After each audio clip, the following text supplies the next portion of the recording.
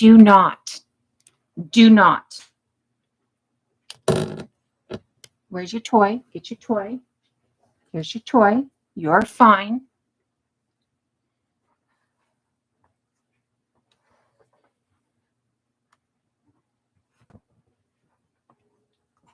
Hello.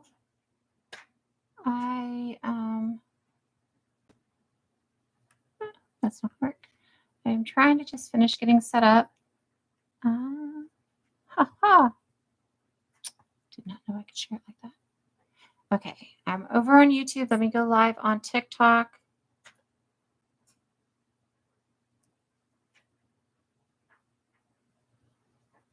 I know I haven't been here for a minute. I've been trying to make some serious life changes because of just things that are going on in my physical world lately with my body. And between that, there we go, and just my mental state, trying to come in has been difficult. And so I apologize for not being around. I am working on a few different things. I've got a few different things in the mix so that I can try and do things in a better way so that I can make sure that I'm doing them on a regular basis and that I can make sure that I am doing them in a cross-platform where I can say things that I need to say sometimes without it being a problem. As we all know, sometimes saying things can become very much a problem in a space where people can just, fuck around. So I am working on making sure things are moving forward in that. In fact, tomorrow should be the start of my podcast.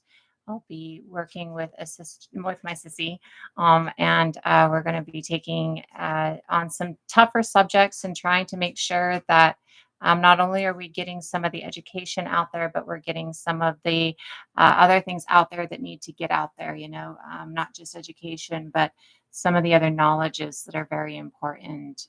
They're still educational, but they might be things that are a little bit harder to talk about on TikTok and in spaces like that, where things can be policed in a really weird way, I guess is the best way to say it. And so because of that, we're going to be doing it in a different way. So that should be starting tomorrow. I know that I will have it starting as a podcast on YouTube tomorrow. I cannot guarantee that I'm going to have it up on Spotify tomorrow and a couple of the other streaming platforms that I'm working at putting the podcast on, just because of the fact that it'll be a first time and I have to work through it and figure out how to do it right. It's just really hard. I'm sorry you feel it with the mental health. I wish none of us felt it with the mental health. It is true, unfortunately, that, the mental health kind of gets. I will say, though, a lot of the mental health lately, there's been a lot of mental health that has to center around social media, but there's also been a lot of my ability to walk has decreased significantly, and I'm now using a walker full time. And so I have to adjust my home for that, and I have to adjust my life for that. And everything that I try and do takes 20 extra steps. And so trying to do that is, and going from being an extremely active participant in the world to being not so active of a participant in the world can be a little bit daunting. So working on those things. And hopefully, all of our mental health will work on improving.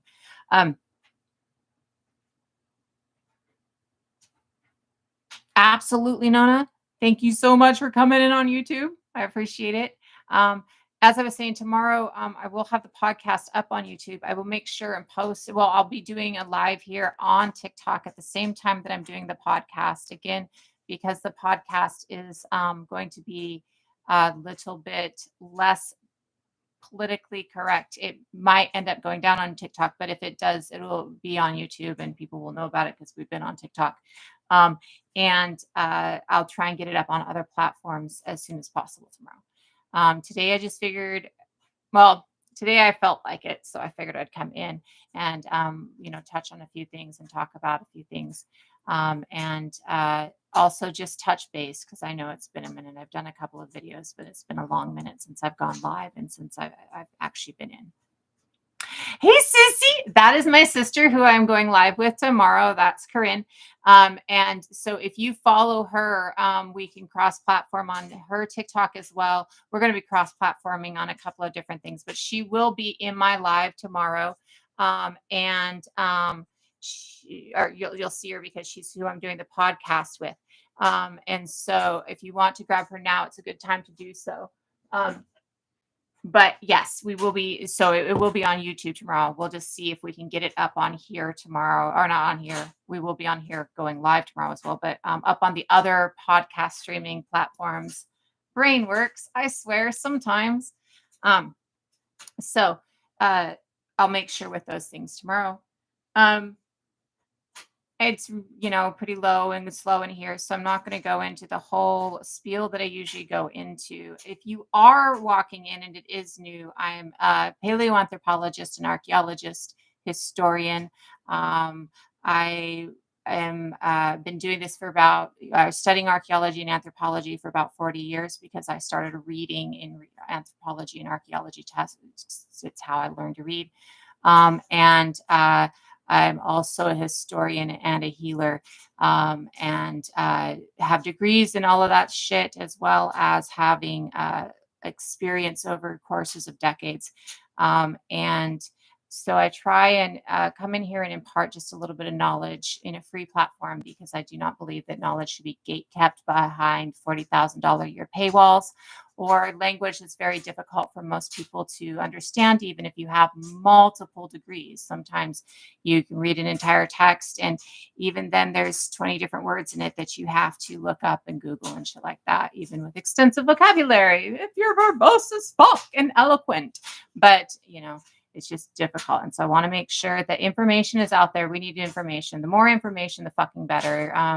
The lack of information, the lack of knowledge, the shutting down our brains is really kind of what's putting us in bad situations, right? It's really putting us in a space where, first of all, we think we're supposed to think like that. Like, first of all, there is a good, part of our species at this point of time that believes that we're supposed to not think, that not thinking and not questioning and not looking deeper into things is right, is moral, or is ethical, or is species norm. And that's really antithesis to who we are. That's really toxic to who we are. And so ensuring that we have the understanding that knowledge itself is a powerful thing for us, and that our quest for knowledge is what makes us, is a huge, huge shift in understanding for many people out there. And I just want to make sure we get there because it makes it easier to leave my house. And so that's just a little short spiel on who I am. I haven't been in a couple doing lives. As I said, I'm working on transferring over some stuff. If you're just coming in, tomorrow we'll be starting a podcast. It will be streaming live on here, as it goes other places as well. We are on YouTube. We're always on YouTube. We are streaming live on YouTube right now. If this shuts down here, go to YouTube. Widdaord.com will link you to all of that. And Widdaord.com also has sources, base articles that you can take a jump off of into a deep end, into a deep dive, so that you can find more information about whatever subject it is that you're looking for. I believe that it is the questioning mind that learns the best. And so I'm not hand feeding you or spoon feeding you all the information. You need to seek it out on yourself. I will give you the basics and you will dig in because your brain will say, I need to learn more. And that thought process right there, I need to learn more, is extremely important. So just a little bit of housekeeping and a little bit of lines. Today, I figured we'd talk a little bit about European ancestry. This has been something that there's been so much new information. Everything in my field has so much new information right now. But a lot of the articles that I've personally been coming across lately is kind of shifting some understandings. And I think that that is extremely important, that we shift the understandings. like the fact that white people and all of those regions that create an adaptation to lighter skin were dark people for a long, long, long fucking time. And it's relatively new to have lighter skin. And for lighter skin to even be a vast majority of the populations in those regions. And that is one of the understandings that is just every DNA test on ancient DNA, every article coming across that discusses our understanding of who people were, every dig that we find that is digging deeper in and getting the DNA. And so actually getting a true understanding instead of a fantasy understanding of what those people look like at the time is showing that light skin as a population majority is so new. We're talking less than 1,000, like a population majority, as in more than 50% of the top population in some regions. We're talking 3 to 5,000 years ago. That's like 3,000 BCE is 5,000 years ago. Okay. Many places we're looking at, still having a good high portion of the population being dark of skin, having traits that you might consider non-European traits until 1,000 years ago, right? And so when we look at this and when we are looking at that concept, it is important, or that understanding and that new knowing and that new understanding, it's important to understand the whys. And it is important to understand that our concept that light skin is an advantage is incorrect. Our concepts that white skin means that you're further advanced in some line is incorrect. There's no way that I am so much further advanced now than my ancestors were 10,000 or 1,000 years ago mentally. There's just no way on the planet that I have so much greater mental capacity and understanding of the world, other than, the tools that we have. And one thing that I like to point out on a frequent basis is every single tool we have is built on a foundation millions of years old. Every single tool that we have is built on the knowledge of the people that come before us, right? And when we're looking at things like the concept of race, which is a colonial construct. It's a concept that is not within biology. It's something that we don't see within DNA. When we can understand that, when we can understand that the science that created those things was a science built on a racist system to try and keep certain people on top, right? And that the science, as it solidifies into better scientific tools, into Black and Indigenous people joining the field, non-Western cultures joining the fields. When we can see all of those things coming together, all of our understandings of the construct of race and of what race means in different areas, of what race means for different people, is obliterated. It no longer functions. When we look at things like heart disease is supposed to be prevalent among Black people within the United States, and we think that this is because they're Black, and it's not because they're Black, it's because of redlining. It's because of the fact that Black people within the United States are put in spaces that are not healthy for most people due to things like politics, thinking that life is politics instead of a right. When we're looking at those different realizations across the system, right, it tends to change how it's not changing the system itself yet, because the system isn't going to work to change itself. It's not functional like that. But it's changing the understanding of the people working within the system. And it's changing the understanding of the people outside of the system. And all of those different changings of understandings mean that the system has to change, and the system will be gone as well, right? We'll move into a new system. Right. So this is absolutely this is, I think, 10,000 years old. It might be actually 30,000 years ago. Let me think for just 1 second. So I don't think that this themselves is an actual depiction of an actual grave. I think that this is a combination of an Acheulean, because this is Tom Borkland's artwork. I'm trying to remember what he did this artwork off of. And my understanding is that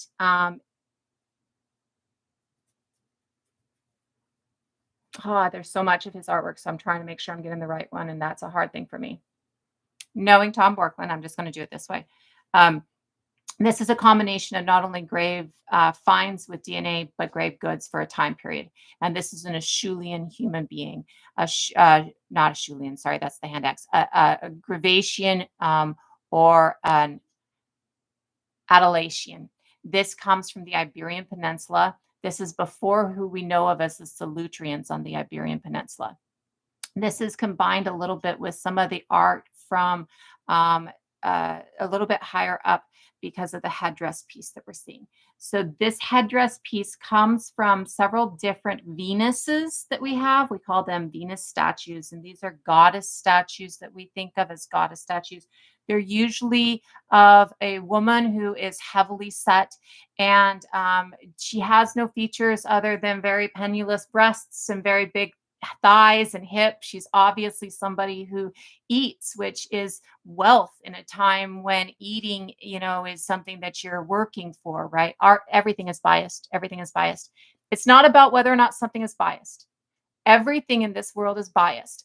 It is whether or not people are using things like confirmation bias, which means seeking out information that only confirms your bias.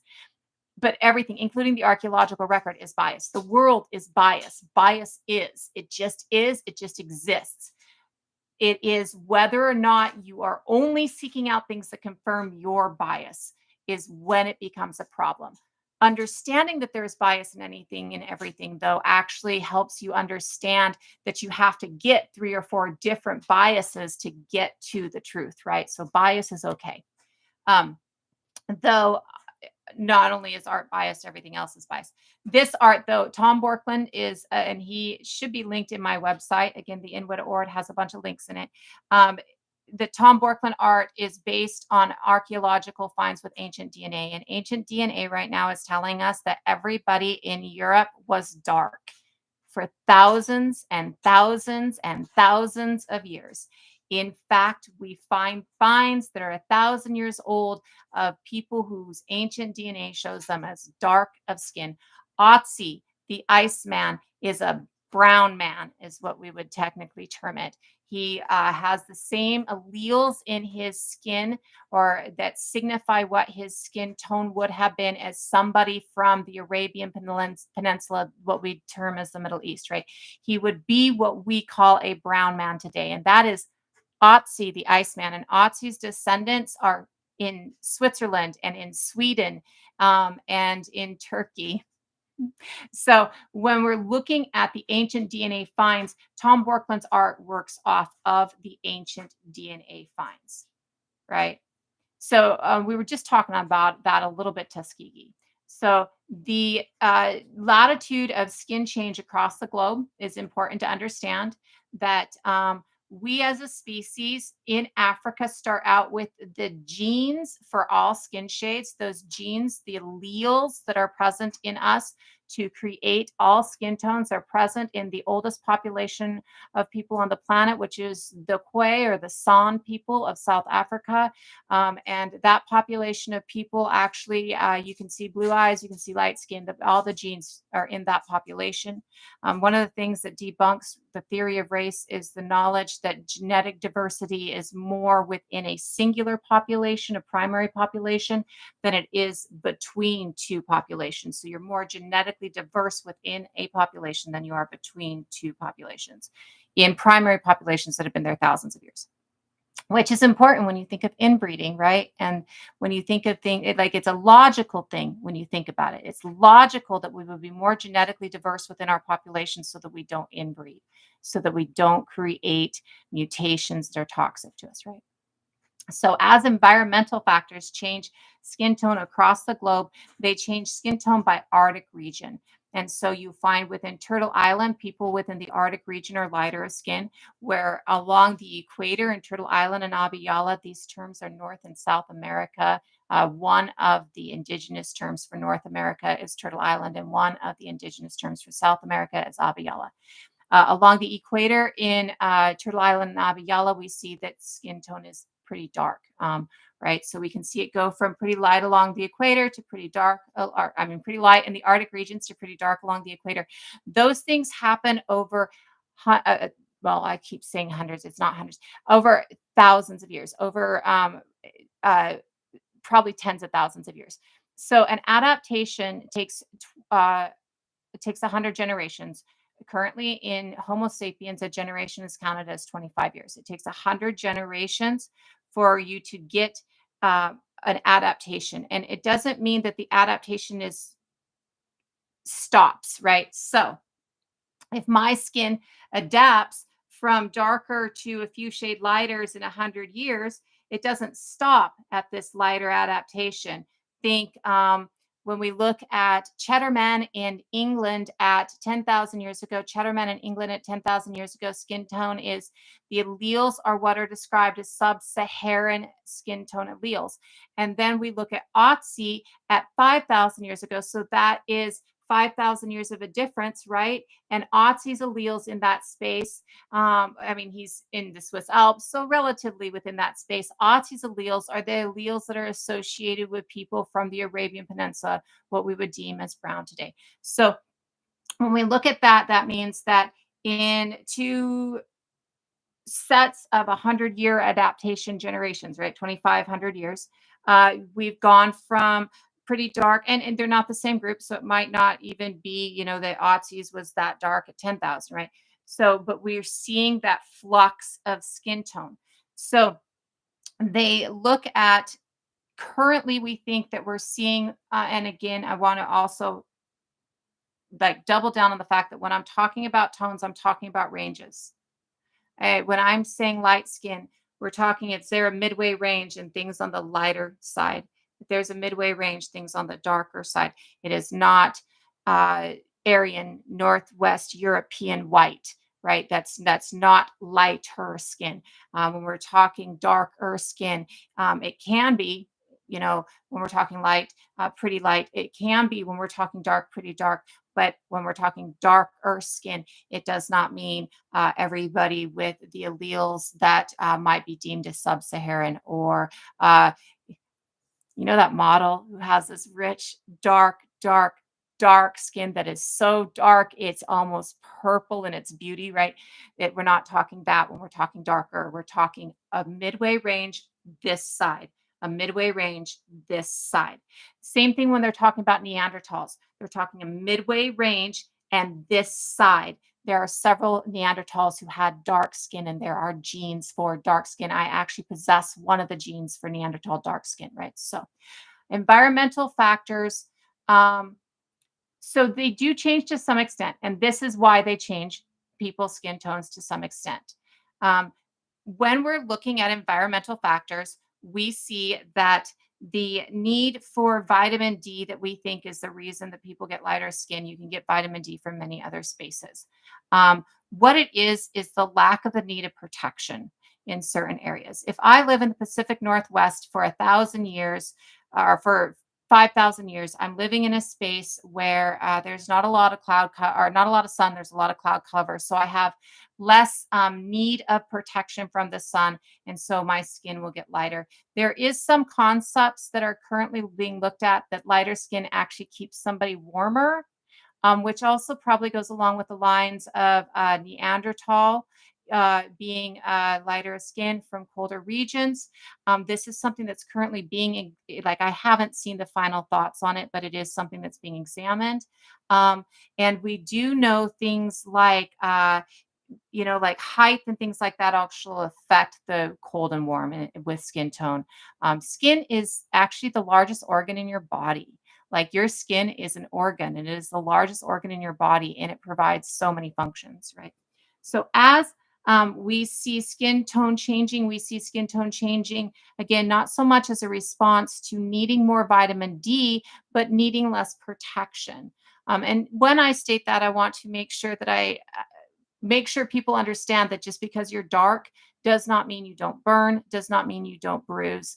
Uh, Dark skin doesn't stop the effects of the sun. It just helps protect a little bit because as a species, we developed in a space that needed that protection from the sun.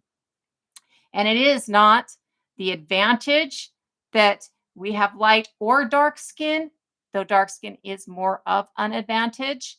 It is that we can shift our skin tone, that we are kind of chameleon in our ability to shift our skin tone, right? So we see that in the Arctic or in spaces that don't have a lot of sun, that you're seeing people's skin tone get lighter. Now, this doesn't mean the entire Arctic because there are some places in the Arctic that have a lot of sun. We see things like the change in the eye to the and I can't say this word right ever, but the fold on the inner corner of the eye is because when the sun hits the snow or the sand, it bounces back up. And so that fold actually helps protect the eye. This is absolutely European ancestry. So when we are looking at that, um, we're seeing that in spaces where there's going to be not a lot of cloud cover and a lot of sun, you might not see people in the Arctic skin tone lighten, right? When we look at things like Sweden or Scandinavia, we see that 7,000 years ago, two groups of people move into Scandinavia. One of those groups of people is lighter of skin and darker of eye coming over from the Eurasian steppes. And one of those groups of people is darker of skin and light blue eyes. And they're coming from the southern portion of Eurasia at the time. And so, as those two groups are moving into space, those two groups are still there today. They come in at the same time, one of them being lighter with dark eyes, one of them being darker with light eyes. The darker with light eyes is what we think of today as the Swedes and the Norwegians. Those are the people who are the ultra light today. And when they came into that area at 7,000 years ago, they were pretty dark. Okay. And they still have the blue eyes that they entered into that area with. The eye color changes before anything else, really. We also see that the people who were lighter of skin and darker of eye are also still there. They're the indigenous people of the region today, and that is the Sami people, right? And they come across and into the northern part, into basically what we really think of as Scandinavia, Sweden and Norway, right? And they come into that space at the same time as people are coming up, and they kind of maintain that lighter skin and that dark of eye, right? Whereas the people that are coming up lose their darker skin and they maintain their lighter eye. The reason that eye color changes before anything else is because eye color is a light adaptation for visual. Um, the lighter eyes see better in low light. So if you're hunting in dappled forests as opposed to hunting in the savannah, you need to be able to see better in those dappled forests, and so your eyes lighten much quicker. That's probably very factual, Cody, though Ireland also has DNA from Turkey. Just a point. So when we're looking at that, the no, not necessarily a mutation. All it is just how much melanin is in every part of your body. Your hair, your eyes, your skin, it's all about melanin, right? And all that melanin is about, I kind of think of it as a dot per inch because it makes it easier for me. We all kind of understand dot per inch today, right? So, or pixels per inch, right? And so the concentration of melanin in your skin or the concentration of melanin in your eyes or the concentration of melanin in your hair actually dictates what different or the color.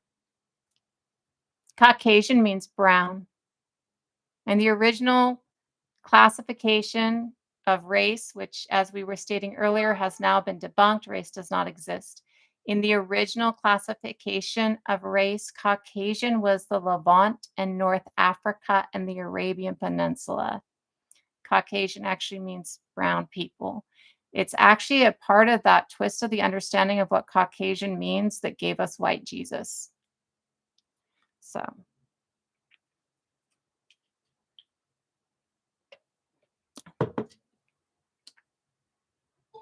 not carbon, melanin. Melanin is so not my area of expertise on what chemicals are or what the different compositions of the body are, to be very, very bluntly honest about it, right? And so with that, my understanding of melanin, which may not be exactly correct, is basically it's like a chemical composition, like any other chemical composition in your body. Like iron is a chemical composition in your body, right? So anything like that, basically. Um, but it is not about carbon itself. Um, yes, and it's substance. So substance to me is a chemical, right? It's a compound, right? Um, like I don't think of I personally know that chemical doesn't just mean gasoline. Chemical is in your body, like your body is full of different compounds of elements which mean chemical. Chemical means a compound of element, right? So it's just um but and that could be true. Like I said, I don't understand exactly the compound itself, right? I do know it's not about like carbon is a little bit different in the way that it works to my understanding. And again, not an area of expertise and not something I understand specifically well. So it's not really a question that I can answer. I can only tell you what my understanding of it is. And again, I state that my understanding is probably not correct. So there might be people that know better about it, right? Right there talking. So what that is that when we're looking at the reason that we get lighter eyes allow more light in, and by allowing more light in, it actually sees better in low light environments. It's one of the reasons that we know that as a species we develop with darker eyes or a higher concentration of melanin to keep some of the light out, right?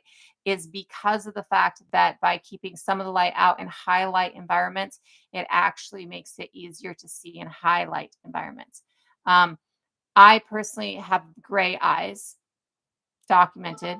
And with gray eyes, it's one of those things where if I go out into the sun, I get headaches really easy. It hurts. If it's really bright, I have to wear a hat because I wear glasses, right? So if it gets really bright, it's hard for me to see.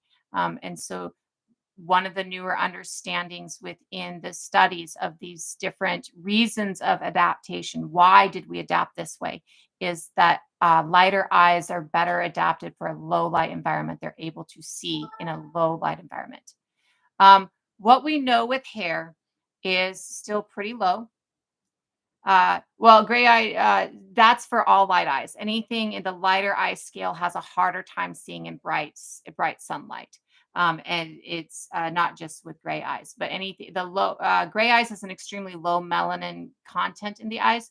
And so the lower the melanin percentage dots per inch in the eyes, the more light gets let in. It's not blocked as much, basically. It's, I think sunglasses kind of, right? Like there's something helping keep the light from going in.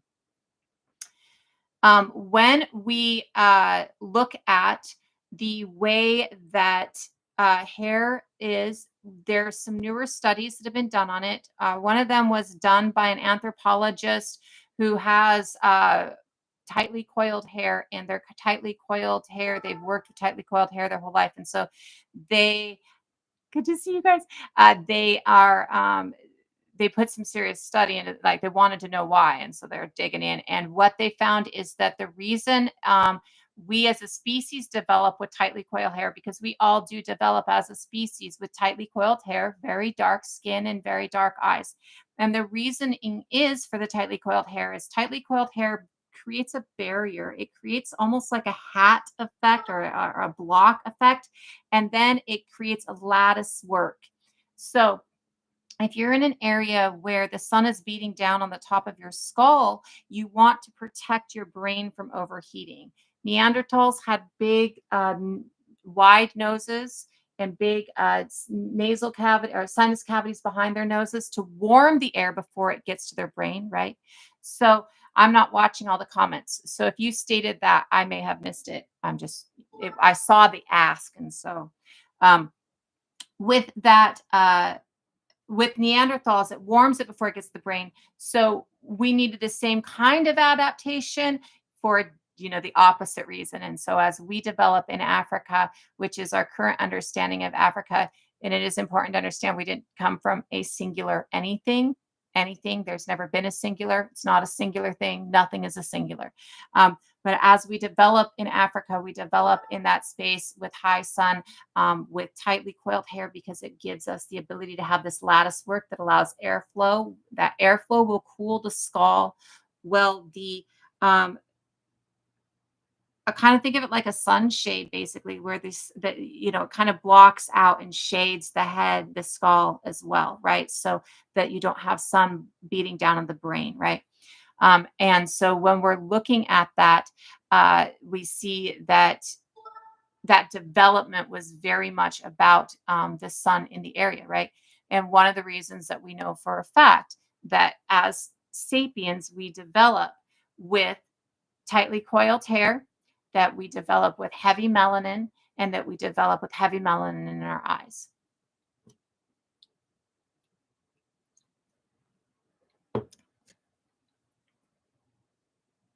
And that's kind of where we're seeing the eyes and skin and the hair. We haven't, again, seen so much study on the hair. This is the only real study I've actually seen. I've seen a couple of scientists talk about the concept that maybe the straighter hair actually kind of protects, like creates warmth. Yet they can't really decide, because the fact that there are many communities along the equator across the world that actually have straight hair. And so how do you equate that? And so they're working on, trying to figure out a little bit more. Again, as I mentioned at the very beginning, in my field, we have so much new information coming out right now. We've really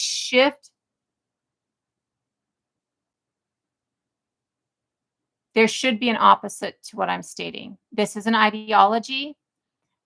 This is teaching different theories that are out there, but there should always be an opposite theory for what I'm stating. Concepts in science must have a counter argument. I get that. I'm just saying for people, and thank you, actually, thank you for clarifying that. I do want to state, though, that concepts in science should always have a counter argument. People want to state or think that, well, somebody else states differently. Well, they should. There should be people out there stating differently, because if there are not people out there stating differently, then not all sides are being looked at. And that makes it not science, right? Right. If we're not digging in deeper, that makes it not science. My throat is getting a little bit. So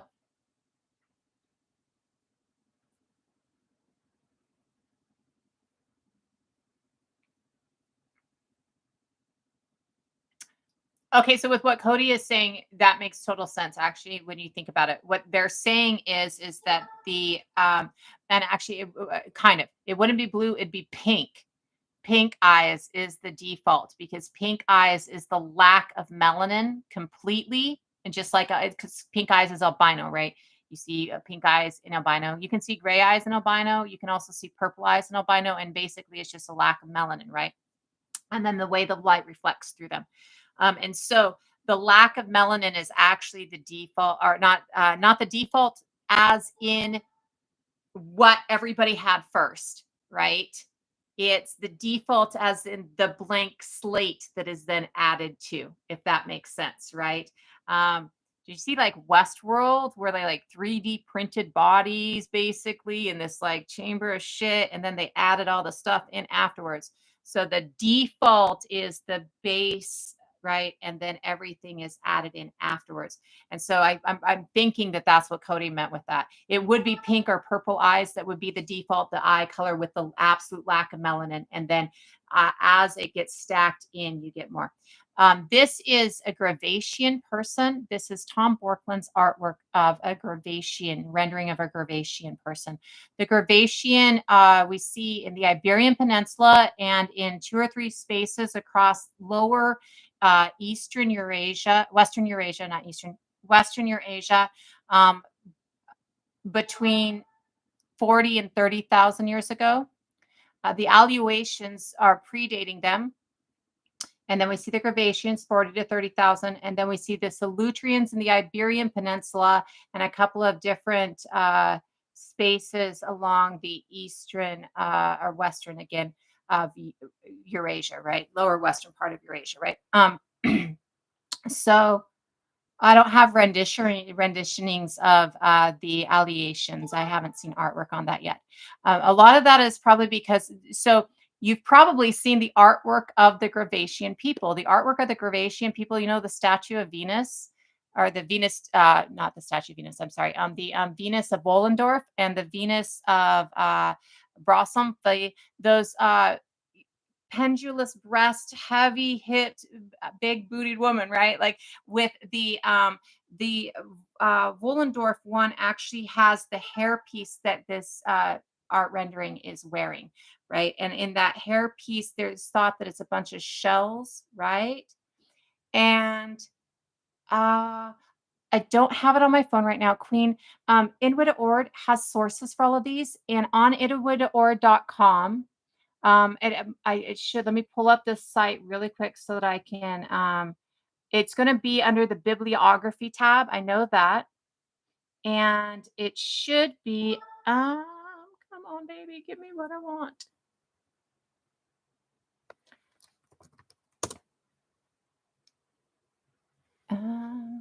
Bibliographies, European ancestors.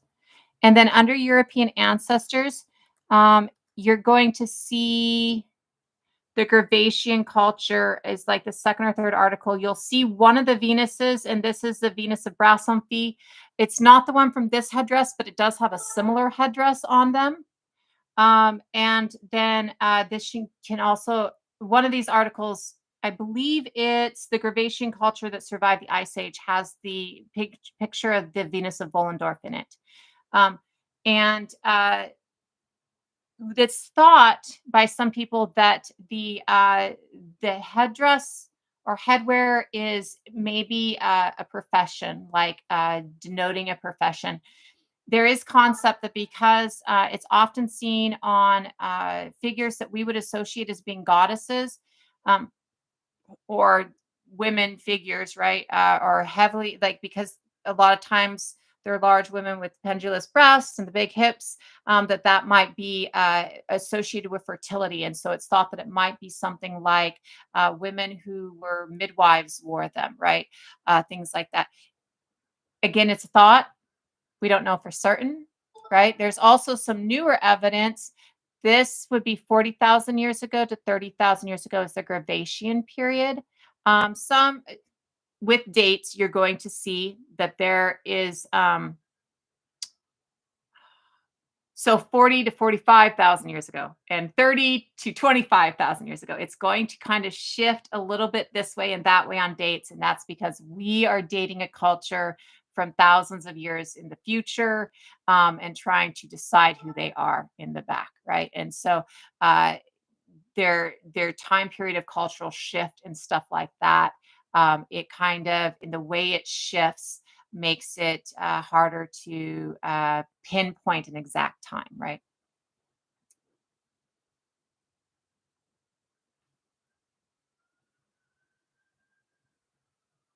So when we are looking at this culture in specific, again, that one is 40, this one is 40 to 30,000 years ago. What we do have of this culture is things like evidence of our first tattoos. Our evidence of our first tattoos include things like, it's going to be in Widda Ord, and it will be on my YouTube channel as well. And the first episode on the podcast will be up on the YouTube channel tomorrow. So The 40 to 30,000 years ago with the gravation, the evidence of the first tattoos, one of the first evidences of tattoos that we see is a lion-headed statue that has markings on their arm, right? Another early evidence of tattooing that we see is that in a cave in France at 35,000 years ago, we see single point flakes, and they have been thought to be discard flakes before when they were seen before. And so these may actually be around the world older than we think. And just have been tossed aside because what it is they took like a little discard piece, and in that taking of a discard piece, there was a tiny little point on it that had blood and ink on it. By ink, I mean, like, some tattoos are like Otzi's tattoos are actually a mixture. They took an herb and they burned the herb and then they mixed water with it to tattoo it in his skin because his tattoos all follow meridian lines currently used with acupuncture today, right? For illnesses that showed that he had. And so we see our earliest tattooing tools and evidence of tattooing during this period of time, right?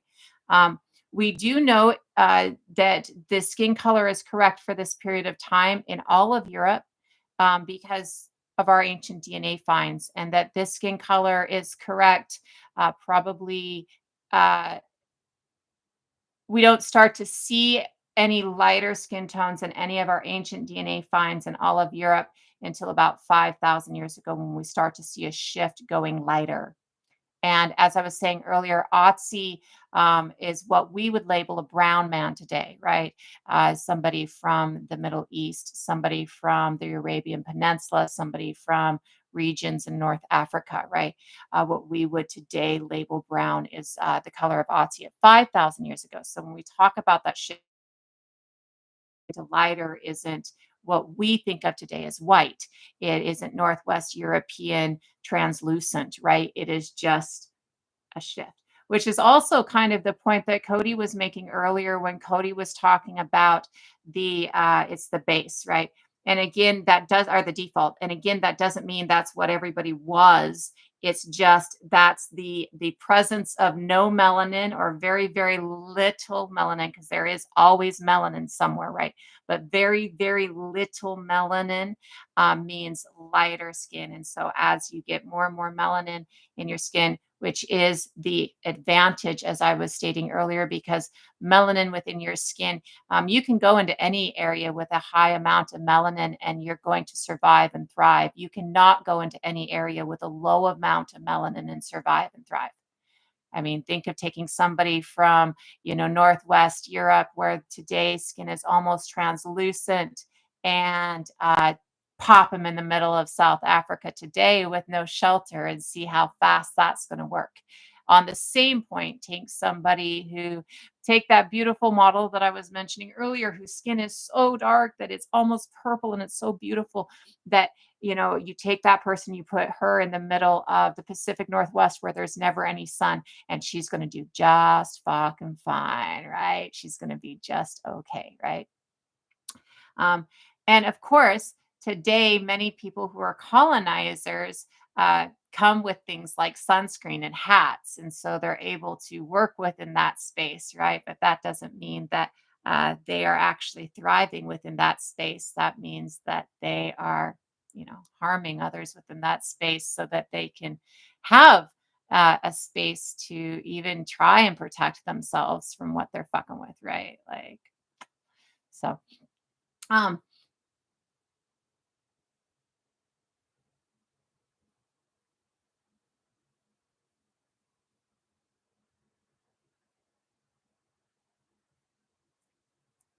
BPG is saying it's the presence of more phenomelanin versus eumelanin. They know what they're talking about. They know more about this than I do when it comes to melanin and the way that it works within the body. So what they're saying is I take as the truth or as actual fact. So um, they're going to give you a better answer on certain things than I am, right?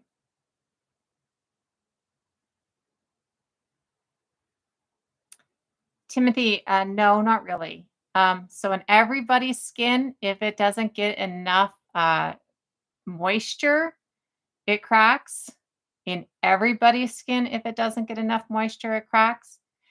Just like everybody gets ashy. It's just not as easy to see when your skin looks like ash beforehand, right? Um, so and that's the difference like in the palm, right? And remember with that that there's that why like we see both in everybody, right? And that some of the are we see that within the palm that's the eomelanin, right? And within the rest of the skin we see the oh, phenomelanin. No, wait a minute, I had that backwards. So in the palm would be the phenomelanin, and in the rest of the body would be the phenomelanin. Yeah, yeah, okay, that makes total sense. Yes, absolutely, Jason. Because everybody can burn, right? Having more melanin per inch, right? More of a concentration of it helps protect, but it doesn't block completely, right? In fact, the medical racism that we have that kind of says that, like in medical racism, it still states that people who are darker skinned don't feel pain, right? It's one of the reasons that we have the highest maternal mortality rate in the United States has the highest maternal mortality rate in the industrialized world because of the fact that medical racism is still really problematic and still states that people who are darker of skin don't feel pain. One of those other things that it does is kind of think that people who are darker skin don't get skin cancer. And so it will ignore skin cancer in people until it's just metastasized everywhere, right?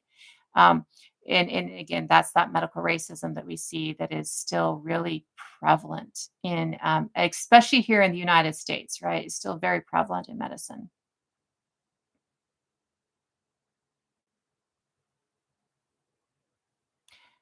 I do not know on the haplogroup on this man. So, and I'm not. This is Tom Borkland's art. It's a rendering of probably a couple different things. So Tom Borkland takes the DNA evidence that we find and then the grave goods that we find, and he might put them together in a couple of different ways, right? So that he can show, like, he might take some, but if you've got two or three different Neanderthal finds, but only one has tools associated with it, he might even use the Neanderthal who has darker of skin find and use the tool associated from a different find just so that he can show that that Neanderthal would have been using that tool too, right? Because they're all family and they're all living together, right? So just so that they can, make sure that those the understanding comes across within the art, right? So I do believe that this is just a couple of different knowledges of gravation people put together in a singular piece of art. So we touched on that earlier. There are genes for alleles for Neanderthal dark skin. You actually, some people have them. I actually have alleles for Neanderthal dark skin. They're, though, obviously not the present alleles. When we're talking darker and lighter shades of skin tone, when they're looking at like saying things like Neanderthals had lighter shades of skin, they don't mean that every single Neanderthal was Northwest European white. What they mean is that if you have a middle point and you have darker shades and lighter shades, the Neanderthals are on this lighter shade scale, and sapiens start out on the darker shade scale. But it doesn't mean that there aren't Neanderthals who had very dark skin, and there aren't Neanderthals. Yeah, yeah, so the alleles are passed down to us and Neanderthals from the same species, which is Homo erectus, and they start around 1 million years ago. And actually, they're both passed down. They're passed down to both of us through Heidelbergensis and Antecessor, who are species that are parent species of both Neanderthal and Homo sapiens.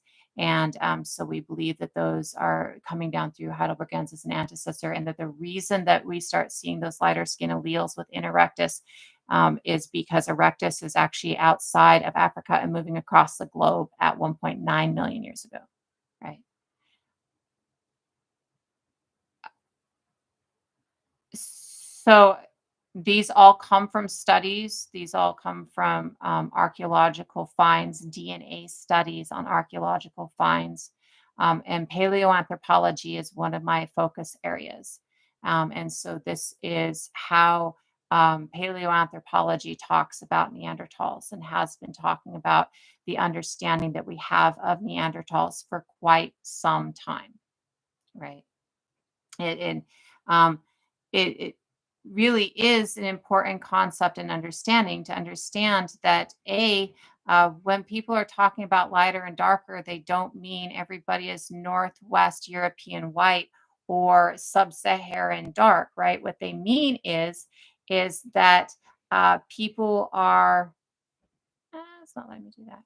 I don't know why. That people are coming on different scales and shades, right? Like it doesn't like even in any community, you see that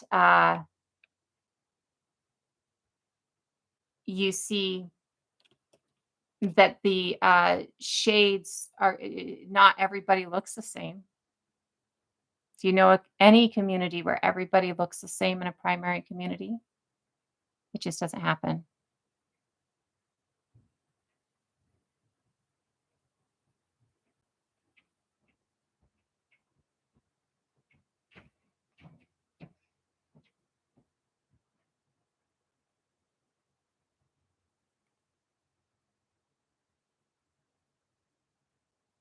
Again, as I stated earlier, there are going to be articles that contradict what I say.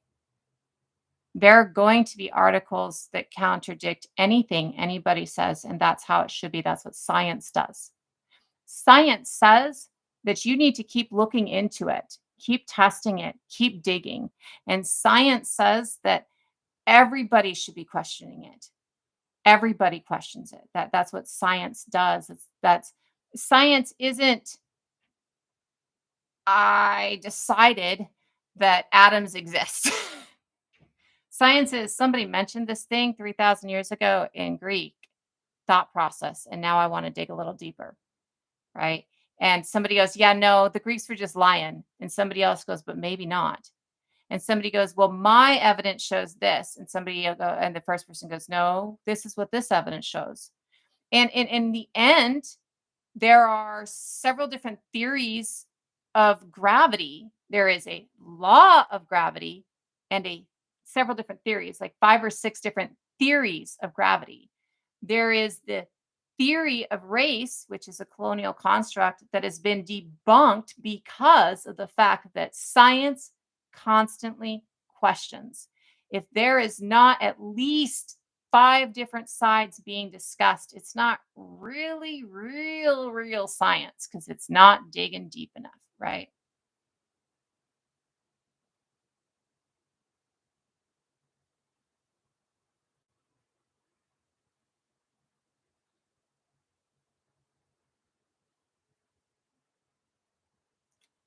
Cody, we have Denny. Denny's the only hybrid that we have from DNA though. We do have so Denny is our currently our first generation hybrid that we have, our first generation hybrid that we have, right? A hybrid human that has two different parent species of humans, right? And with a hybrid human that has two different parent species of human like Denny, um, I mean, the fact that we found that at all was just astounding. Um, on the website, there's a few different links for for hybrid children. It's under, I think, hybrid children is the title on it. Um, so we have a few different skulls or a few different pieces of people that we found that we've gone, oh, that looks hybrid. That looks like it's a combination of features. We actually recently found something called HLD6 in Hulongdong Cave in China. And HLD6 is 300,000 years ago in China.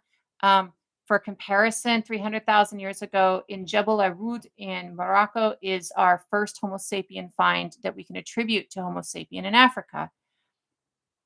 What we attribute that Homo sapien to in Africa is the fact that they have a flat face and the start of a chin and less of a brow ridge. And I believe the gap is closing between the last molar and the curve of the jaw.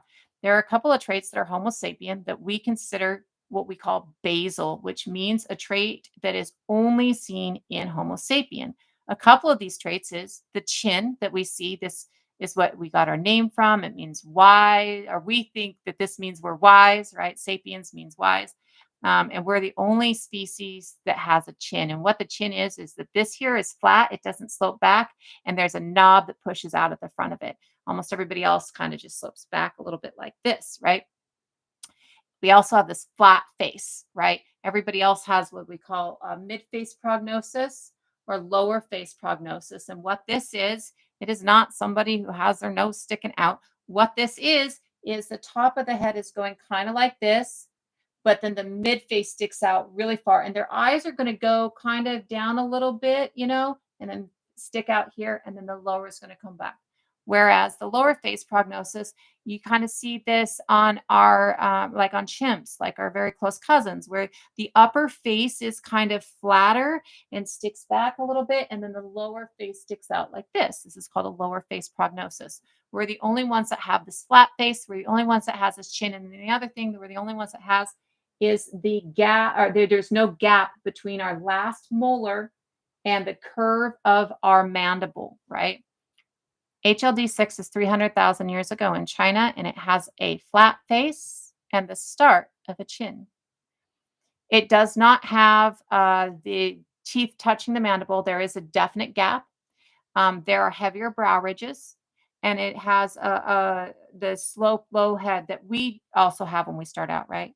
This is one of those things that's really just kind of changing everything as we're looking, right? We don't know what this means yet. Have no clue yet. What does this mean? Right?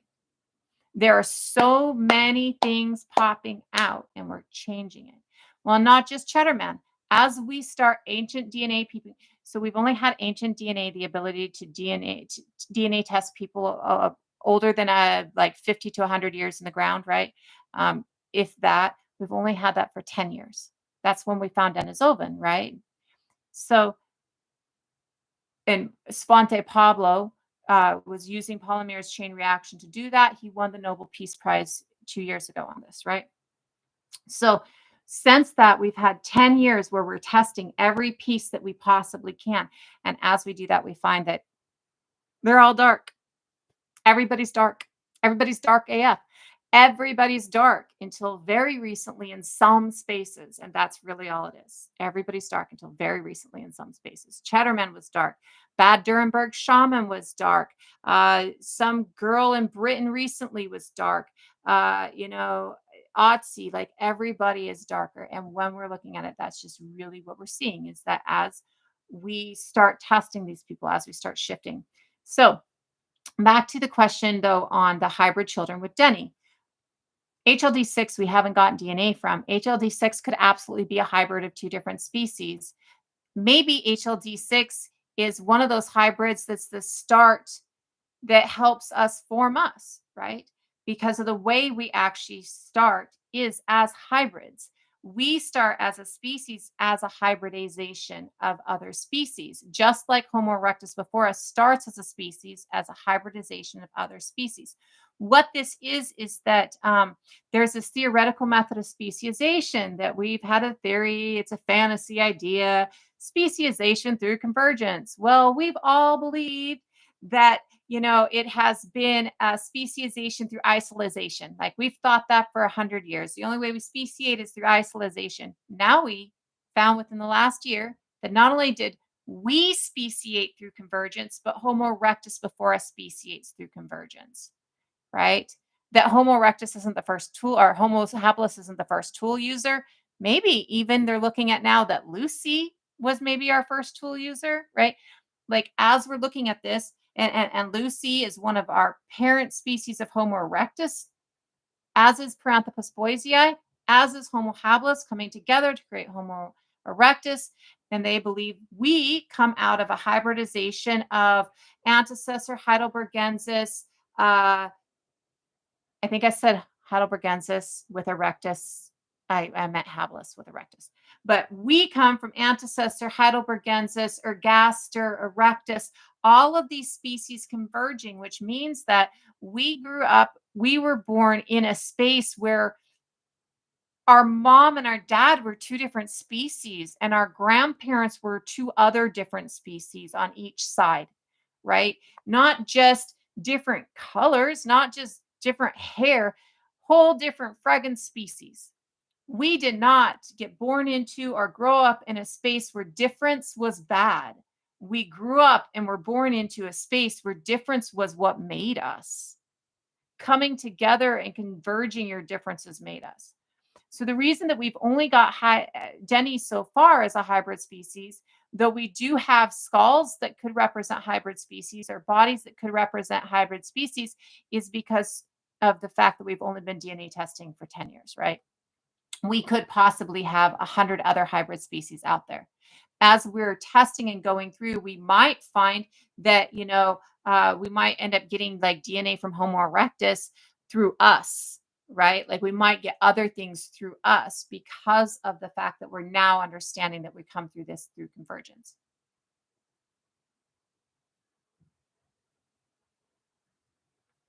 I would argue that we're not as evolved as we think we are. What if the other species were de-evolved? And that makes sense.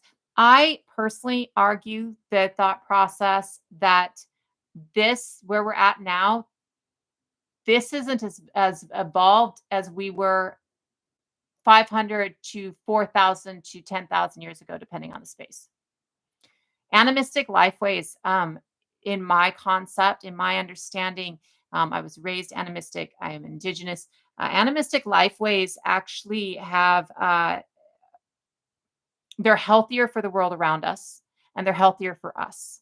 Um, I personally believe we recently found a 500,000-year-old Homo heidelbergensis wooden structure, a wooden structure made by a species that predates us, and the wooden structure is 500,000 years old.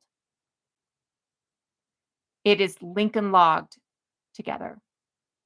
They notched logs and put them together to create a wooden structure. Okay.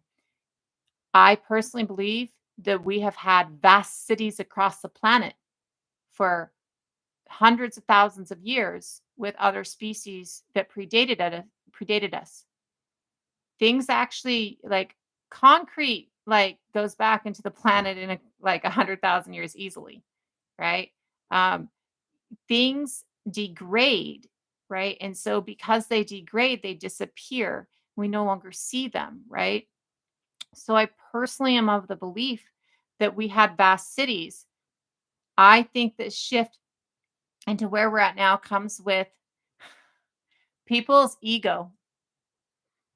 I think it starts with narcissistic thought process. I think that there was a gene switch, a mutation basically that causes the first narcissism, megalomania kind of concepts, right? The first concepts that think that we are, I'm better, I'm all that shit and a bag of chips, right? The first concept that states that, right? I think that that's a mutation. I think it comes from illness, right? I think it's triggered by illness and it's triggered by trauma. And I think that that mutation that's triggered by illness and trauma, um, creates this concept of we need to be eternal. And when we get this concept in our brain that I need to be something that you know of for hundreds of thousands of years after my death, we start building empires. We start building monuments to our dick size. We start, putting all of this shit in place because we want to be eternal. I don't think that that's further evolved. I think that that is de-evolution. And I think that it is the reason that we will be the first species to cause our own mass extinction because we are so ego fucking tistical.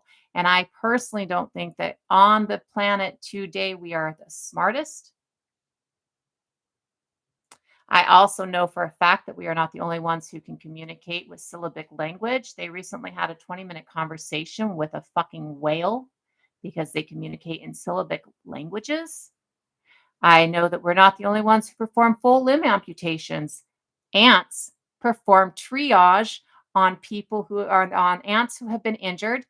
And depending on where the injury is on the limb, tells them whether or not to heal it by cleaning it because they have an antiseptic in their saliva, or to amputate it because any infection will reach the heart too fast because of their circulatory system. If it's on the lower limb, they can heal it. If it's on the upper limb, that they have to amputate it. They amputated a 98% success rate. We don't amputate at a 98% success rate. Never have, right? Trees communicate and have matriarchal clans in forest nations. Plants scream, "Will you eat them?" We are not the biggest, the brightest, and the greatest. We just think we're the biggest and the brightest and the greatest. We think that we're amazing. And because we think that we're amazing, we're building monuments to our dick size. And as we build monuments to our dick size, we kill ourselves. We kill our species. We kill the planet. We kill our livability. And we don't kill the planet. To be fair, the planet's going to be here long after we've killed ourselves off and we've killed our own livability off. So I don't think that they're de-evolved. Like, I don't think these other species are de-evolved us. I think that they're more evolved us. I think that they had the knowledge. I think that they had the capabilities. I think that they had the ability, like to combine all of that stuff, right? And I think that within those things, we don't have the first cities. We now know we don't have the first wooden structures. We also know we're not the first artists. We also know we're not the first to bury our dead. We also know that we're not the first to use fire. We're not the first to sew. We're not the first to travel over water. We're not the first to make it across the globe. Homo erectus made it to Turtle Island. We're not the first of any of this thing. What we are the first of is the first to think that we're so fucking great that we can just obliterate everything else in our way. We're also the first, it seems, to think that we can own land instead of understanding that the earth is its own entity. And how dare we, right? What's civilized about your society? Your society kills everything. Your society kills each other and calls it ethical. Tell me what is civilized about that.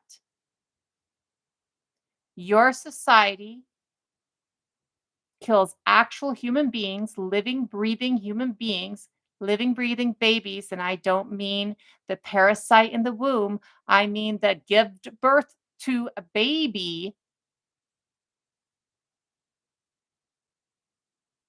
There is nothing civil or civilized about the society you live in. Nothing. Not a damn thing. And I would state that there have been some very beautiful civilizations that were civil and civilized that your society did its best to eradicate.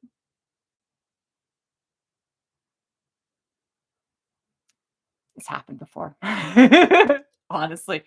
But this is and I had created this before the first one went away. It is legal and valid in all manners. But I had like 30K before. This is the second uh, iteration, right? Because nobody likes the truth.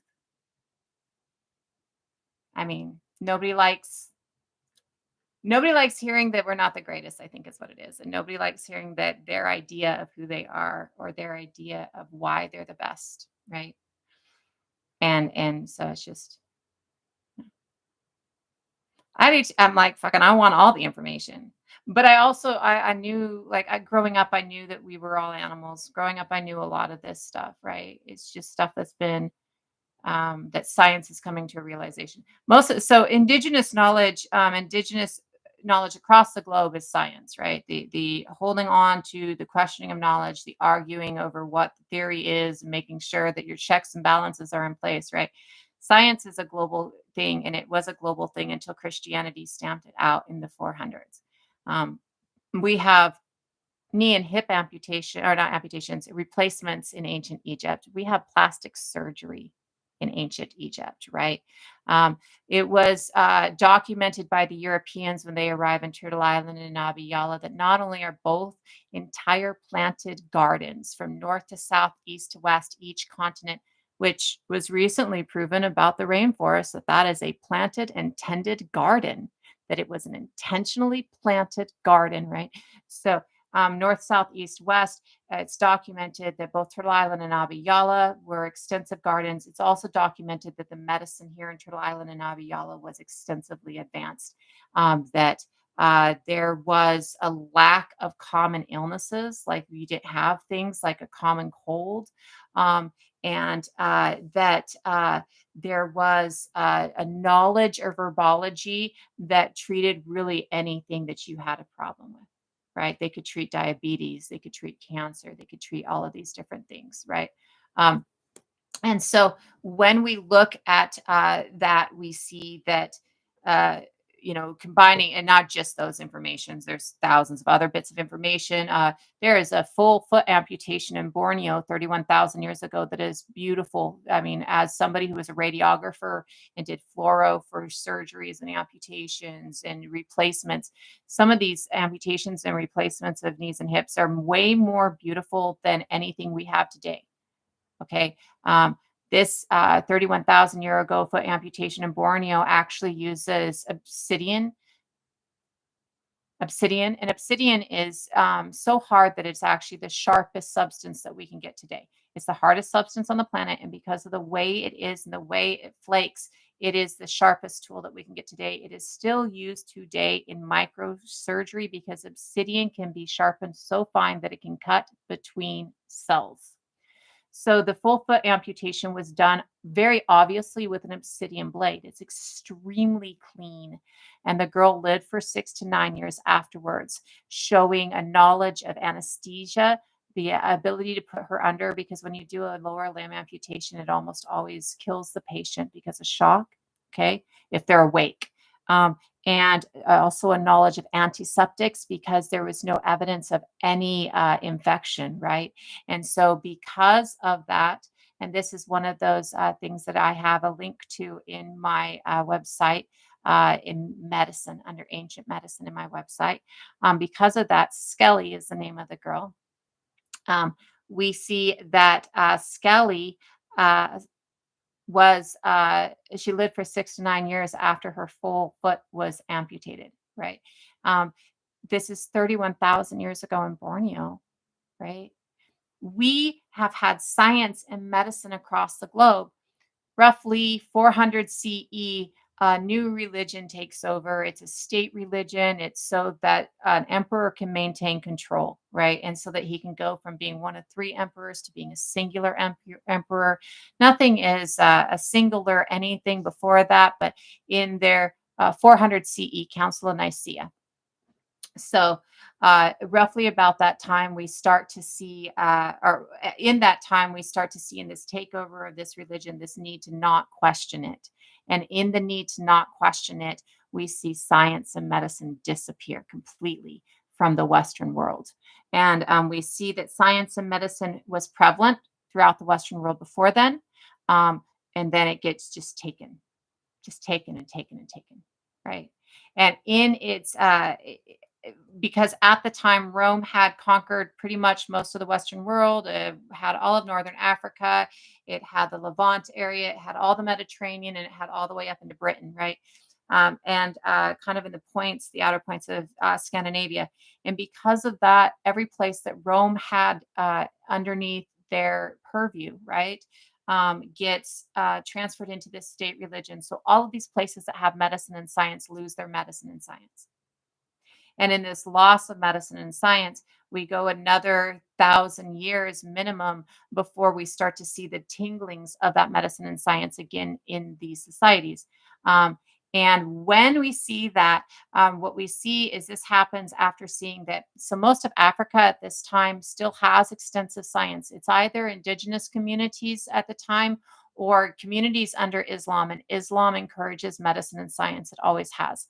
Um, and so most of Africa still has medicine and science. Some of the places within the Arabian Peninsula that are Islamic at the time have medicine and science. In fact, for a long time, people will be sent from Europe or leave Europe to go to Islamic countries to study medicine because they're not allowed to study medicine in any country controlled by the Catholic Church. Um, so we also see around this time, while they're understanding science and medicine coming from Islamic countries and from indigenous countries within Africa still, or countries that are still non biblical based, non Torah based countries within Africa would be the better way to put that, because even the Islamic countries within Africa are indigenous countries, or they're just have a different religion, right? So as we see that, uh, at the same time, we see the invasion of Abya and Turtle Island. And because in the invasion of Abya and Turtle Island, we see extensive medicine in this invasion, or they see extensive medicine here and extensive science here, that stuff starts to um, morph into an understanding that science and medicine aren't bad. And this is because they were taught science and medicine is questioning God. They were taught that if you were into science or into medicine or looking at these things, then you were following the devil, right? So when they looked at Islam, they could say that that's following the devil because we disagree with Islam. But when they get to Turtle Island and Abiyala, they literally document Turtle Island and Abiyala people as the children of God, as people who are extremely close to God in their nobility of character, in their morals and in their ethics and in the way that they interact with the world around them. And so they can't call it devil anymore, right? They can't say it's the devil stuff anymore because they're saying that they're children of God. You can't say that children of God are using the devil's thought processes when they're using science and medicine, right? Um, this behind me is absolutely early human. This behind me is a Gravatian man. The Gravatian people live from the Iberian Peninsula along the Mediterranean Sea and the northern coast of the Mediterranean Sea and up into about midway Europe, uh, Western Eurasia, between 40 and 30,000 years ago. We see their art in the statues, or the goddesses statues, like the Venus of Brassamphy and the Venus of Willendorf, the lion-headed statue, the lion-headed man statue. And so when we look at the genetics of their gradations, when we look at the genetics of everybody in Europe prior to 10,000 years ago, at the very minimum, everybody in Europe is, or not very minimum, but like starting at 10,000 years ago is when you start to see a lighter shift. But up till 10,000 years ago, everybody in Europe is very dark of skin. And we actually see blue eyes starting within Europe before we see light skin starting within Europe.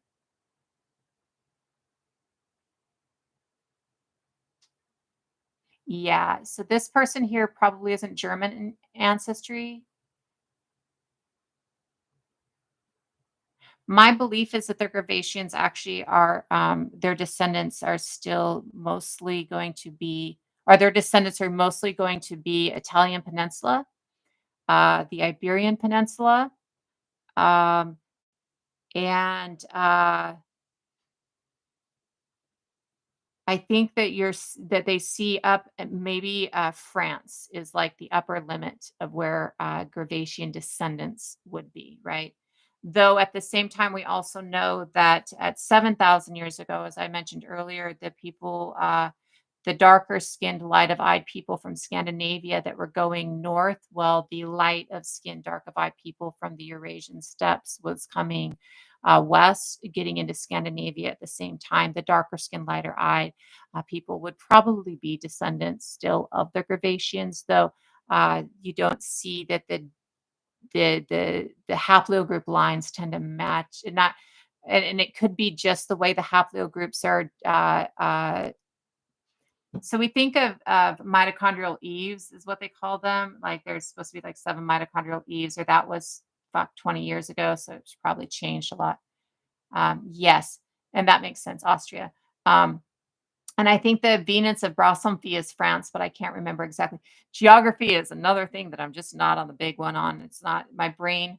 Also, I have a lot of brain issues anymore. I have mental health issues from Iraq, anyways, and then I have a lot of degeneration in my brain and degeneration in my body as I'm going through shit. So I it's even harder to hold on to things sometimes and where they are. So as we're looking at we see, hold on, let me go back.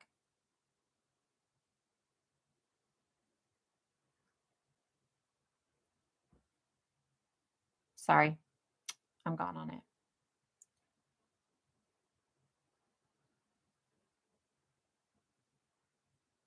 So it would be everywhere to start. So our understanding, like, so Otzi is 5,000 years ago, and he's what we would term today brown. Um, the current look is like, okay, so the Bad Dürrenberg shaman is found in Germany, and that's 9,000 years ago, and they were darkest skin with light of eyes. There's another find recently that's maybe 2,000, 1,000 years ago, and I can't, that one is still in my articles because I've seen it within the last 3 weeks. It's not put up yet, but I will get it up. And that one was also as a young girl, and she was dark of skin. So as we're looking through, we see that the change into lighter skin just comes much later than we think it does, right? We even see, like in the sagas, the mention of people with dark skin. Egil Skallagrimsson is actually very dark of skin, according to the sagas. You see people in the sagas as svart, um, or a few different terminologies that actually mean dark within the sagas, right?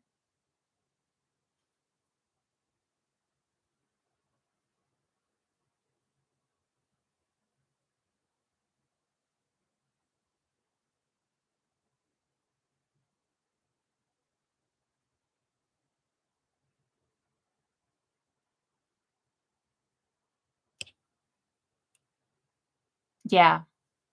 Well, and again, as I mentioned in the beginning, when we're looking at not the normal, it's not the normal. What it is if you think of skin shade as having a dark, a light, and a middle ground. The middle ground, if you're darker, you're on this side of the middle ground. If you're lighter, you're on this side of the middle ground. But um, some of these, so there's different alleles that mean that there's a different concentration, presence of melanin in the skin, melanation in the skin. And those different alleles, um, they call some of them sub-Saharan. Call some of them Northwest European. Those alleles are markers as to what the skin color was at that time. And so when we look at Chatterman, his alleles mark him as being sub-Saharan skin tone. That is the term that the scientists have used for Chatterman.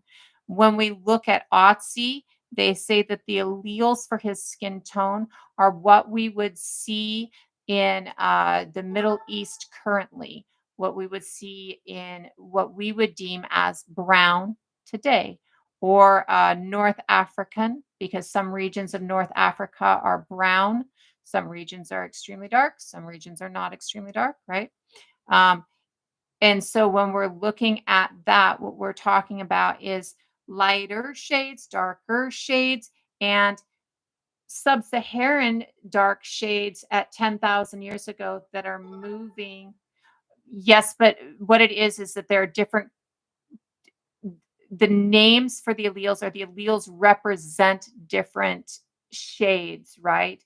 And even in dark, there are different shades of dark. Even in, so the Quay people or the San people are they have all the genetics that you can find within the human genome, meaning that they have the genes within them for very light skin, and they have the genes within them for very dark skin, and they have the genes within them for very light eyes and dark eyes. And so you will see that people within the San population or the Quay population have a range of skin tones, right? So when we're identifying them, they actually put different qualifiers so that people can describe or hear them from the description, right? Like they may be a small a, and then they're going to have a descriptive for them so that you or I or somebody else can understand it just a little bit easier. I don't know what you think I'm feeding to anybody. This is talking about European ancestry today, correct? It's actually the title. It says European ancestry. We are talking about European ancestry today. What we're talking about with European ancestry today um, has been, we haven't really touched enough on the artwork today because skin tone seems to be the main questioning today. But what we've talked about a lot today is how race was debunked. Race doesn't exist. Um, Oh, okay, that makes sense. Never mind then, I won't have to get into it. If you have a problem because your perception is that light skin makes you better in some way or another, I want to make sure that I double down on the fact that dark skin is the advantage, or is more advantageous than light skin, and that the actual advantage is the ability to adapt. But we have all adapted. As a species, we start out dark as dark gets. Just are. That's just how we started. We all had the alleles for all of it. We all had the genetics for all of it. Another thing that's really important to understand that is really new information is that when you're in the womb, depending on the environment that you are in, your mother is in, will depend on your skin tone. You'll be a couple shades lighter or a couple shades darker than your mother, depending on the environment that your mother is in during your pregnancy. Um, People who are extremely dark of skin can have a child who is extremely light of skin without that child being albino. And people who are extremely light of skin can have a child who is extremely dark of skin. Um, in fact, a child that might be deemed as being black when they would be deemed as being white without having any recent ancestry from Africa or Australia. Um, I personally had a friend in my 20s that she was accused of cheating on her old man, and they had to do DNA tests to prove that the baby was both of theirs. And they didn't have any DNA that showed that they had recent African or Australian ancestry, but their baby was pretty black. Um, Beautiful. Uh, and a very famous case is the Sandra Lang case in South Africa during apartheid, where two very obviously white parents with no documented recent ancestry that was dark had a child who was deemed by the state, apartheid is very fucked up, as being colored. Apartheid actually put people in three different categories. You had black, uh, colored, and white. And actually, her parents had to fight to retain custody of her because apartheid would take a child from their family and put them with a different family if the child's skin tone didn't match the parents' skin tone. And so Sandra Lang is a very famous case of a child who was deemed to be colored, who was, what we in the United States would dictate or deem to be black, born to two very white parents with no actual recent African ancestry, right? So when we're looking at it, it's really important to understand that a lot of our concepts around this subject are false. And a lot of our concepts around the subject are false because of racism, right? Not because we're racist, but because the system is racist, and the racist system taught us racism in our fucking bottle, right? Um, and by that, I mean not because we want to be racist, not because we're intending to be racist, right? But because we live in a system that taught us that in our bottle, right? Um, uh, all of these theories are being created by old European men who are trying to justify the atrocities that they have been committing. The theory of race is created to justify atrocity when the Bible is no longer justifying atrocity. If I can't say that God dictates them to be the ones that I can enslave because they're darker skinned than me, and obviously it's because of Noah and fucking this person, that person, so they're marked, and for eternity they should serve the rest of us, blah blah fucking blah. The Bible doesn't work for that, and now I understand that evolution happens. I need to find another way to justify why I've dehumanized everybody, why I think it's okay to be an absolutely horrific fucking human being and not face the fact that I'm just a horrific human being. And so I invent a whole fucking theory to call it science to say that that's why it's okay, right? And that's why we have a theory of race. And that's why it's been fed to us in the bottle, right? That's why it's a part of our structure. It's why it's a part of our system. And it's a part of our system in a global construct at this point in time. Like, it's a part of our system on a global scale. And in that part of our system on a global scale, one thing that's important to understand is you are going to have people from other areas of the globe that you might think are white, and they are actually people of color in their community, people who are marginalized by their community. Most people around the globe would look at the indigenous people of Scandinavia or the indigenous people of Japan and call them white, right? And yet they are people who are facing genocide. There are people who have faced residential schools. There are people who have been harmed, right? And they are people who within their own country might be called dark, right? Even if you might identify them as being white, right? It's important to conceptualize that. It's important to understand that. Mainly because, you can't be out there, it's, it's not the rednecks that are the problem. Don't get me wrong. But it's the rich people, right? It's not your neighbor that's the problem, no matter what color their skin is. It's not your fucking, the person down the street. It's the rich people. It's the people who are, maintaining this structure of devaluation of human life. It's the people who are trying to, get labor for nothing, right? It's not each other. We're not the problem. The problem is the rich people. The problem is the ones that we are allowing to be in charge at this point, right? I am going to go. I've been doing this for like an hour and a half, and I do have my limits. Again, I want to get out to anybody who came in late. Starting tomorrow, my sister and I will be doing a podcast once a week. She's amazing. She's going to be so. We were going to do a podcast where she did her podcast and I did my podcast, and then we like came together and uploaded hers when we were talking about one subject. And she's like, "Nah, I'm not ready to do mine. We're just going to support you right now." And so we're going to start doing a podcast. It's harder for me to do podcasts without somebody in. Right. So my sister and I will be starting a podcast. Tomorrow is when I'm going to start it. I will be live on here during that podcast. I probably won't be watching the screen at all. I probably won't be watching comments. I might even have the comments turned off just so we don't have to deal with some of the stuff. But it will also be uploaded to YouTube as we're going. Currently, we're recording on YouTube as we're recording here.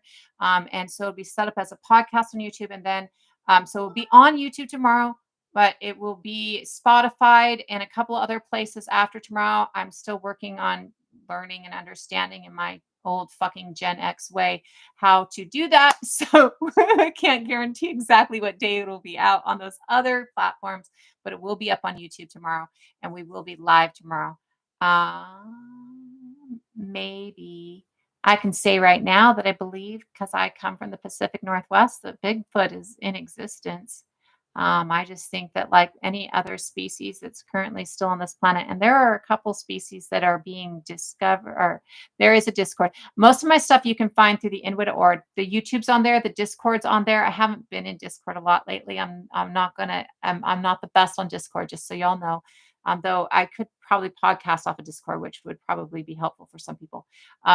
But on the Widda Ord site is links to all the other media accounts I have so that you can find them, right? I think it is another human. I do think that Bigfoot is another human. That's what I said. I think that it's so they think that Homo florensis might still be around. I think that there are species that are still out there. I'm going to say, and people are not going to agree with this, and that's okay. This is my belief. It's not really a scientific thing. I think the mermaids exist. I'm not going to lie, right? There's no science backing that up, right? There is some science backing up Bigfoot. There's actually quite a bit science backing up Bigfoot. I also believe the giants existed. There's science that backs that up too, right? So I do believe, and a part of that is because science backs up a lot of those things, and a part of that is because I know for a fact that oral tradition and oral science is actually more accurate than written history, because written history is generally written down by somebody who was from a distance, who didn't really understand the situation. And it's also generally translated into 10 or 12 different languages, things like that, that kind of change the meaning. Like, thou shalt not suffer a poisoner to live, and the Bible turned into thou shalt not suffer a witch to live, right? Just a few things like that, right? Whereas oral tradition, in all forms of oral tradition, like the Druids is a really great example of this. The Druids oral tradition, Celtic oral tradition, would give you a 3-line stanza in an iambic, which is the modulation of speech, that helped you remember it, that helped create the memory of it. And once you learned that 3-line stanza, then you would take that one and learn another one and stack them together. And so when you knew something, it wasn't a game of telephone. You knew it word for word what the first words were. If the very first words were, the gray cat sleeps by the fire, do not wake the sleeping animal. The very last words were, not in the structure of the sentence, but at the very first words taught.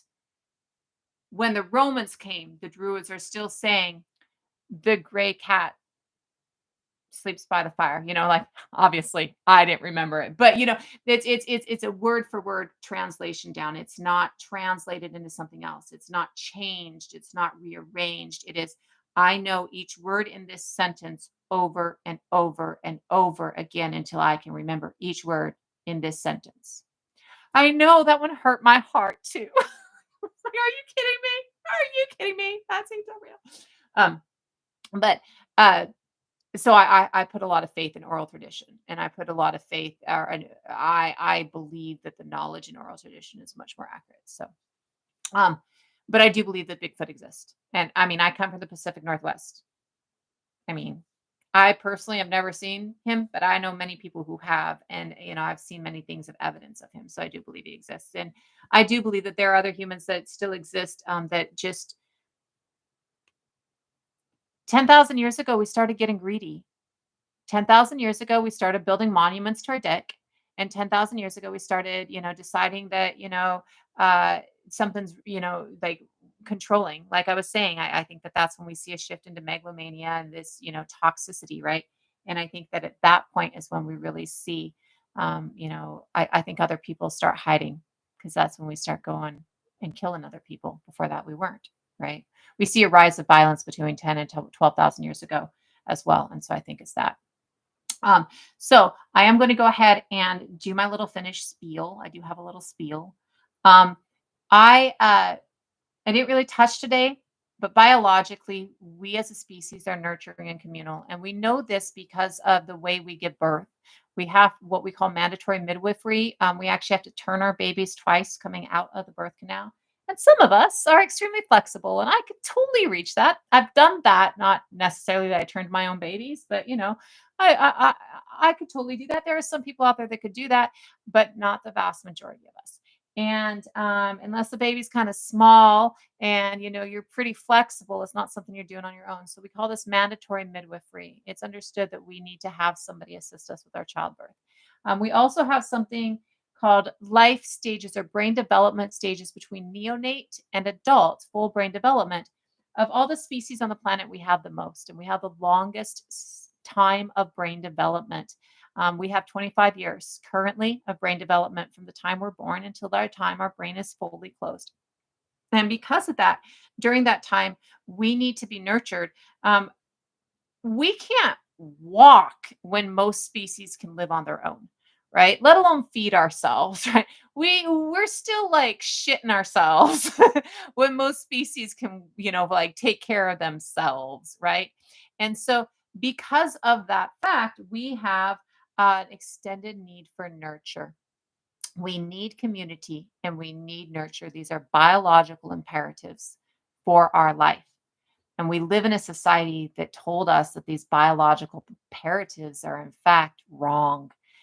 Don't nurture somebody too much, because you might make it too easy for them to be lazy.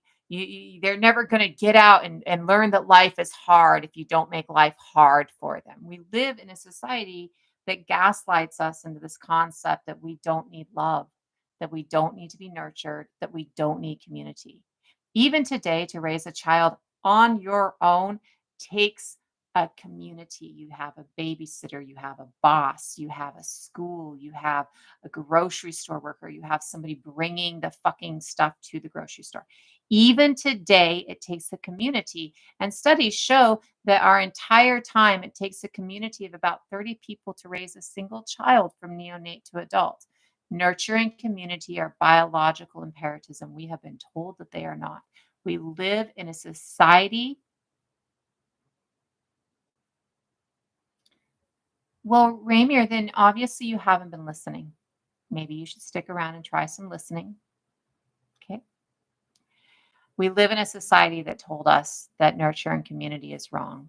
We actually live in a society that kind of gaslights us into thinking that narcissistic parenting is healthy and that we should harm our children, that we should not be a safe space for our children.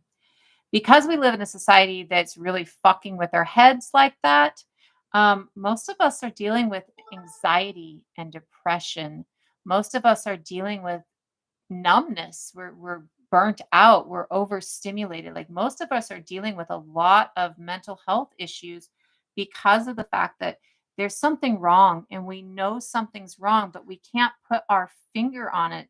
And society has taught us that we're the wrong, right? So we've decided that maybe we're the problem, right? And I just want you to know today you are not. You're not the problem.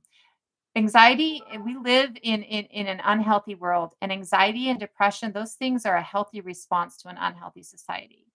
We live in a society that teaches you that your value is what I can exploit out of you, instead of acknowledging the fact that we are all valuable just by breathing. All you have to do, we all have the right to life. Right to life comes with a responsibility to ensure everybody else's right to life is upheld. You don't get your right unless I get my right. Period. That's just how it works. If I'm not upholding yours, you're not upholding mine. Who the fuck has a right? Right? Okay. We live in a society that teaches us that we have the right to life. It doesn't teach us that we have to take care of everybody else's right to life, which is a mistake, but we know that we have the right to life. Life means that you get the things. You don't have to do anything to get the things that you need for life. It means that if I need to be nurtured as a child, to be a part of community, to stay alive, then those are things I don't have to earn to get, right? Those are things that I am worthy of just by being alive. If you are drawing breath, you're alive. If you are drawing breath today and you are alive today, then you have the base right to the things that you need to to continue that life, to stay alive. That does not mean on any level that you have the right to sex from somebody. It doesn't mean on any level that you have the right to create a mini human to love you. It doesn't mean that you have the right to harm other people to get to that space, right? It does mean that we're all worthy. We all have worth. We're all worthy of love. We're all worthy of compassion. We're all worthy of empathy. Hi, Joe. We're all worthy of love. So if you are living in a space, if you are, alone today, if you feel like you're not loved and you're not seen and you have no compassion or community and not nurtured, I want you to do a couple of things. First thing I want you to do is give yourself some empathy, give yourself some grace, give yourself the love and the nurture that you are worthy of just by being alive. Okay. The other thing, a lot of time over the course of my life, I have thought I was the problem and I have thought that nobody gave a shit and nobody could ever possibly love me and that I was unlovable and that there was nobody that loved me. And I was wrong. There were people that loved me all along. There were people who wanted me all along. There were people who enjoyed my company and watching me grow. Many times we get lost in our mind that we're unlovable and people don't care. And sometimes that's because we've gone through extensive trauma. There's lots of people who love me. I still don't have a lot of biological family, right? Like, you know, um, sometimes the trauma that we've been through, the society that we've been through puts it in our mind that we don't have that. And I want you to know that you may have that when you don't feel like you have that, right? I want you to know that there are most likely a lot of people around you who enjoy your company, who love you, who cherish you, and who find you to be not only worthy, but necessary. Okay. I also want to tell you that those of us who know that there's a problem are the only ones that can fix the fucking problem. We're the only ones who can make it any better. You have to know that there's a problem before you can find a fucking solution, right? So you're more necessary. If you know there's a problem, if you're feeling that depression and that anxiety, if you're feeling like, what the fuck, you are a part of the solution. Your worth just went up, at least in my mind. And I love you, even if we haven't spoken, even if I've never seen you before, even if you're just popping in. You popped in to hear something, not as in karma's out there, but you popped in because something caught your attention, because you probably know that there's not something, that something's just not right, right? You went, oh, that looks old. I know that there's something better out there. There are 1,000 different reasons you probably popped in, but all of them revolve around the fact that you're a curious, bright human being who wants to know more. And you stuck around to hear whatever the fuck's coming out my mouth, right? So I want you to know that I love you because you're necessary. I love you because you know that there's a problem. And I love you because you're obviously working to fix it. If you're sitting here, if you're trying to do, to know, to understand, you're trying to fix it. And I love you for that. Thank you very much for that. You're necessary in my world. And then one thing I want to make sure that you know, because somebody popped in that I saw, and I know that they need the reminder. If you're worried you're the problem, you are not the problem. Problems don't worry, they're the problem. If you worried that you're the fuck up, if you're worried that it's all about like you're the issue, you're not. Issues don't worry that they're the issue. Issues don't fucking care. The problem doesn't care. Okay?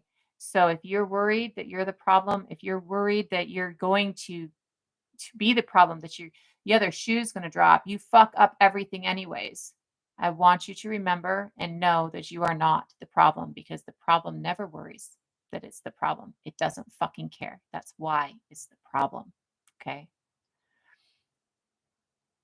Remember that you're worthy of love just by breathing. You don't have to do jack shit. Remember that the problem is the unhealthy world around you. It is not you, and that you're having normal responses to the unhealthy world around you. Remember that you are loved and needed and necessary for change, to pull this shit together, right? To just make the world a better place. And remember that I love you, and to give yourself grace and empathy and love today, especially if there's nobody around you to give it to you. I am going to go. Tomorrow we will be live, and tomorrow we will be starting our first episode of the podcast.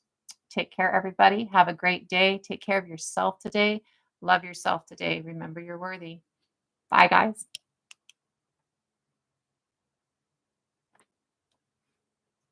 Bye, YouTube. Take care.